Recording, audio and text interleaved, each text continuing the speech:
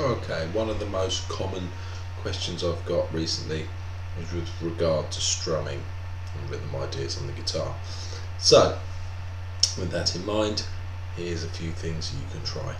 First things first, what I'm going to do is I'm going to strum down and up. The action I'm using for my right hand is not this, which generally doesn't look particularly anything other than offensive.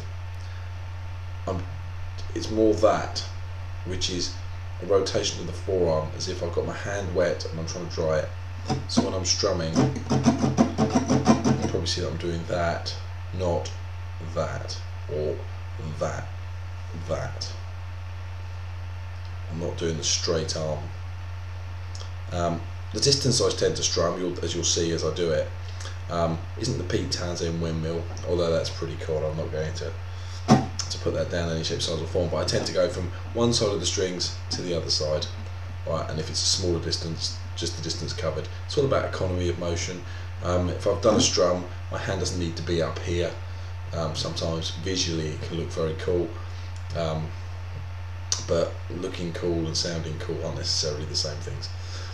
So as a first bit,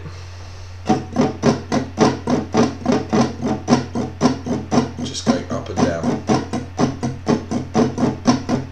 down, up, down, up, down, up, down, up, down.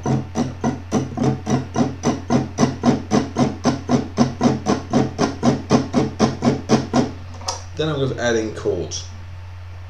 Okay, I'm going to do this particular case. This is the 7th fret. I'm going to do an E chord using an A shape. And what I'm going to do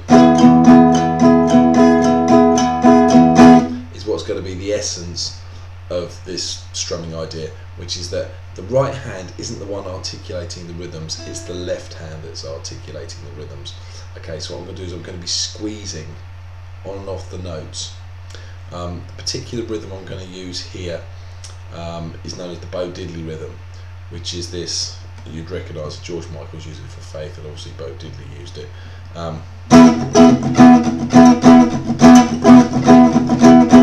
As you can see, my right hand is just doing that, and I'm squeezing with my left hand.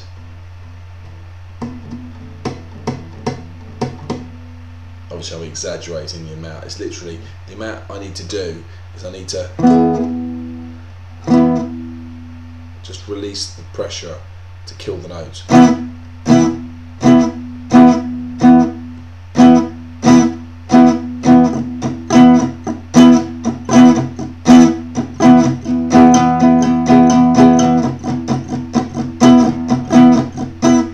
I'm including the scratches in between. So for the rhythm,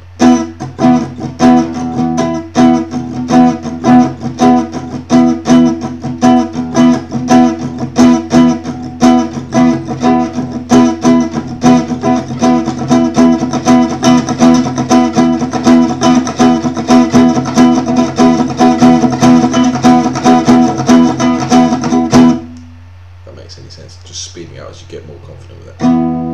This can go right the way from chords or to single notes. For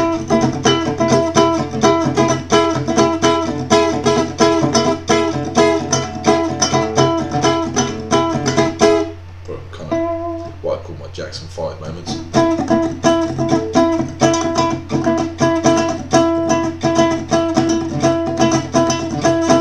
Where things are being muted all around. I'm only hitting one note.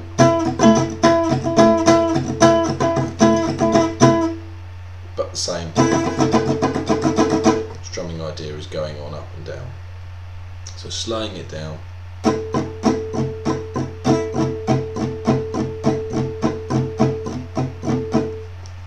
That's the essence of what you need to be doing. Just down, up. It's very, very straightforward. It's just getting it so you can get your left hand to articulate the rhythms you need. A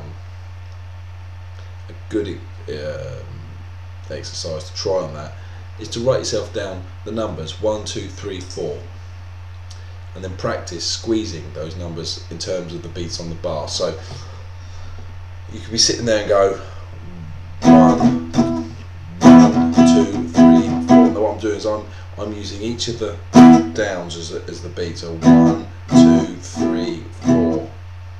The reason being, when we move along to the offbeats, you can get 1 and 2 and 3 and 4 and 1 and 2 and 3 and 4 and. So you could do 1, 2, 3, 4, which is just the downs. So the scratch, you just get the scratch on the way back up. 1, 2, 3, 4. You can reverse that and just do the ups. So you're going to get 1 and 2 and 3 and 4 and 1 and 2 and 3 and 4 and 1 and 2 and 3 and 4 and 1 and 2 and 3 and 4 and then with a pen and paper you can sit down and work out all the possible combinations of 1 and 2 and 3 and 4 ands.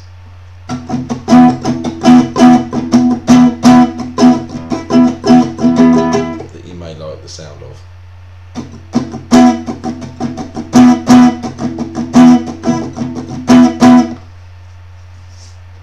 Play your way through practicing doing those, getting used to which ones. By the end of it, the right and the left hand will have kicked in and will actually be doing what you want them to do together. It's going to take a bit of time. Ideally with a metronome or a drum machine or something that keeps you in time, and keep your foot tapping the whole time you're doing it.